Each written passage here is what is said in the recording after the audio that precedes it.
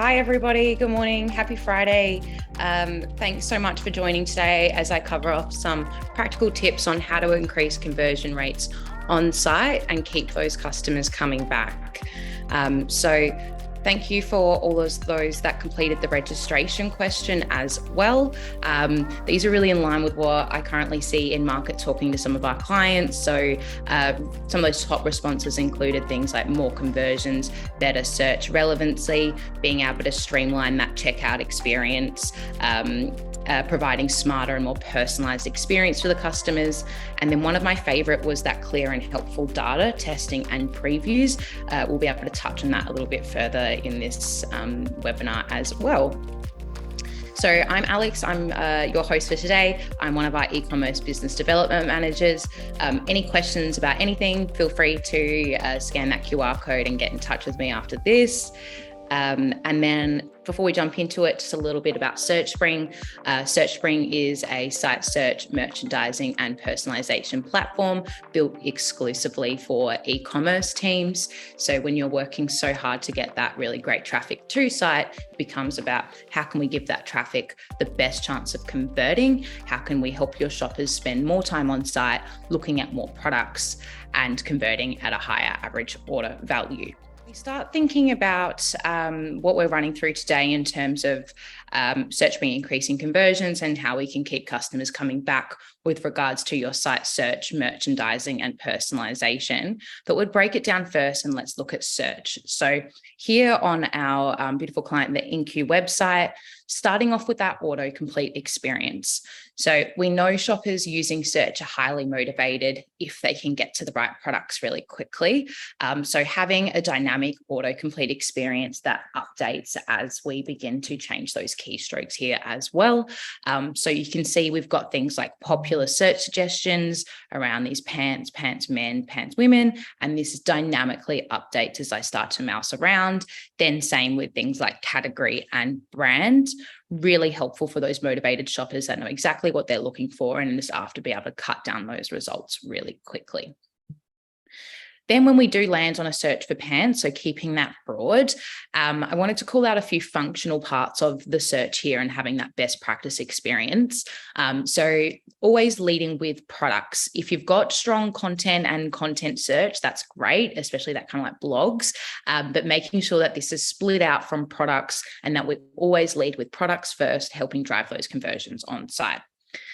Then when we start to think about things like filters and sort by options, so these navigational tools should help your shoppers navigate results on site and find what they're looking for really quickly. So being able to have filters around these classic gender, category, color, but then being able to have some more curated filters as well. And as I run through today, you'll see a few more examples of these curated filters that brands are putting more and more effort into creating, and we're seeing is paying off for them on site. From a sort by perspective, having a really clean sort by experience, really great to see, no alphabetical A to Z sort by options here. And then just from that perspective as well, being able to have some badges. So automating badges around things like final sale, back in stock, really great call outs for those customers to encourage that customer purchase behavior. Jumping now over to a search for swimwear. So when we start to think about the different ways in which people talk about the same products, in which they search for the same products. So 53 items for swimwear, whereas I search for bathers and I'm still getting that 53 items. It's really surprising how many brands fall down on that synonym search and really rely on shoppers to use the exact site naming conventions to get to relevant search results. And then my last search example for Incu is here, searching for shoe cleaner. We land on this zero results page. Scrolling down here, we've got those suggestions to help your shoppers get back onto a product discovery. And then here, some personalized product recommendations, helping shoppers get back onto that product discovery journey. Again, when you're working so hard to drive good traffic to site, we typically find a blank zero results page is a really high bounce rate page. So this is a really good low-hanging fruit opportunity for you to implement on your site as well. Okay, now jumping over to Ripkel, still talking about search, but kind of now thinking about this with a merchandising lens. So I've searched for wetsuits. You'll see here on the left, they've got these fabulous filters. So again, that classic filter by category, by color, by size. And then we get into the good stuff like entry system, thickness, collection, sleeve, shop by price, coverage, athlete tags, those really specific data points that help those motivated shoppers cut down. From a merchandising perspective, making sure we're elevating those full price core products to the top of the search results. So we really want to start thinking about this as being that key page real estate on site. At the moment, we're merchandising that strategically, whereas if we were just merchandising by bestsellers, so that popularity, you can see here straight away, we've got those low price point accessory products, and then we've got sale products coming up as well. Okay, jumping now over to a search for the upside, one of my big commerce examples. Now, I just wanted to call up the upside. They do a really great job of using banners on site using Searchspring. So being able to have banners on site on your collection pages as well as your search results as well. So here we've got that pickable has never looked so cool at the top of the page. Scrolling down, we've got these fabulous badges around sustainability and new. And then when we come here, they're starting to highlight that wider inventory. So taking 30% off jackets and having that video content on site is really powerful. And then one of my favorite uses of that inline banner is coming down here and seeing that Cambodian Children's Trust. So really starting to talk about that brand. Inline banners are a fantastic way to talk about your brand story, new arrivals, sales, loyalty, shipping, etc., and have that personalized experience on both your search PLPs and your collection PLPs too. Okay, jumping over now to women's dresses. So this is the St. Frock collection. Again, great filters here, size, color, and then getting really granular into that terms of occasion, style, hem length, sleeve length. Searchspring provides you the ability to filter on any of that product data available in your backend. So that's completely customizable. And then for St. Frock, they have new product launches. I believe it's every fortnight. So being able to automate things like this just landed badge, making sure those new arrivals, strong size curve availability products are showing up to the top of that collection. Then when we start to scroll down, you'll see we'll start to have more badges around things like bestseller and back in stock. Really great call outs for those clients as well.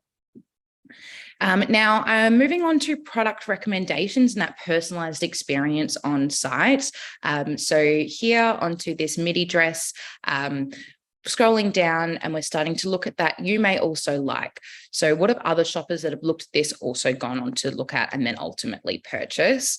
Now, as I begin to navigate across sites, so looking at a completely different dress, this beautiful sequin party dress, scrolling down, you may also like, we're showing products that are more relevant to than what I'm currently looking at. Now, this is all AI machine learning driven, so no human intervention required from the St. Frock team. And then I'll just show you one more example, again, jumping over to a completely different dress, and those product recommendations are updating, creating a really personalized experience with showing relevant products to what I'm currently looking at on site. Okay, I'm going to jump into the Searchspring software now, and then I've got a couple more examples at the end. Jumping into the dashboard, this is what you see when you first log into Searchspring. We've got lots of reporting, lots of data around things like your search insights, your categories, your filters, your recommendations. What I wanted to drill into today was our zero result searches and synonyms. So coming in here, seeing what people are searching for, being able to create a redirect. So this is that best practice. If I'm searching for size guide, shipping returns, being able to redirect that straight to those existing policy pages. And then also being able to create synonyms to capture the different ways in which people talk about the same products. So that example we had on the Incu website was that bathers, swimwear, making those terms interchangeable. Okay, moving on to merchandising. So Searchspring gives teams the ability to merchandise across the entire site. So with regards to all of your search result pages and all of your collection pages, but then you can still be more granular and start to merchandise at a specific search or collection level. Also knowing that we have geolocation merchandising, super powerful when we think about, for fashion, the Gold Coast client versus your Melbourne, Victoria shopper, landing page for email marketing, and also segmented merchandising as well. And that goes more to that personalization piece. So if I jump in at a category merchandising level, I'm at our accessories, talking through the few different tools here. So starting off with boost rules, how can we automate your merchandising to let technology do the heavy lifting? So using that product data available in your e-commerce backend, we're going to start leveraging that data here. In this example, we're boosting products that are in stock, that are less than 30 days old, and the season is winter. If I update that to days old is 7, you see those products automatically update. So as the team make changes, they'll see how that'll look. And again, this is completely customizable. So you could look at things like profit margins, preferred brands, size curve availability, etc. So in addition to letting technology doing the heavy lifting here in that merchandising piece, still giving teams the ability to pin products into position. So this is that kind of curated control where you'll let technology do the heavy lifting for the most part, but still being able to pin into those products where you need to. And then also calling out our personalized search and personalized merchandising, again, going to that personalized experience on site. So by turning personalization on, as your shoppers begin to make decisions on site around things like different product types or different brands, we're going to automatically elevate those most relevant products to the top of the page there. Now that's happening in real time, depending on your shopper's behavior, but we're still keeping into consideration your boost rules and that business logic there as well. Now, personalization, when that was released for our clients, that was a really big one for them to come in and A/B test, which is a fabulous segue for me. So being able to A/B test any of the merchandising decisions here, again, really powerful going to that data-driven nature of Searchspring. So being able to A/B test different boost rules, different personalization, different pins, different banner messaging, different ordering of your filters, being up to do 5 variations and changing the traffic here, really leaning into the data and understanding what helps your conversions on site. Banners, when we think about the upside example I showed you before, so being able to choose where on site, if it's that inline position 4, push product 4 down to 5 and so on, then all you need is that image URL and a target URL as well. Now, there's a lot more for you to cover in here, but just in the interest of time, I will move on to our product recommendations. So product recommendations, first of all, looking at where on site you're after those. So we've looked at that PDP page, that 0 results page, and I'll show you a basket page example in a second.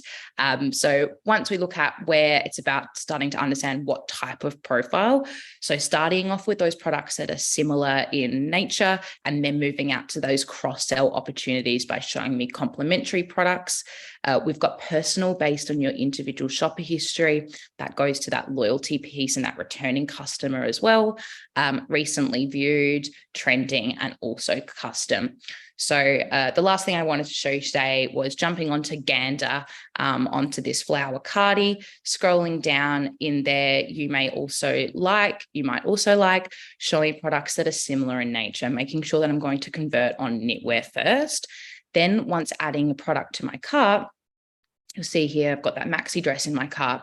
The you might also like is now showing you products that are complementary of nature, which is that last opportunity to have that upsell and increase that average order value. Now, this is all machine learning AI driven. So here in that maxi dress, you can see it's automatically recommending that matching cardigan as well. Okay, so jumping back to the slides.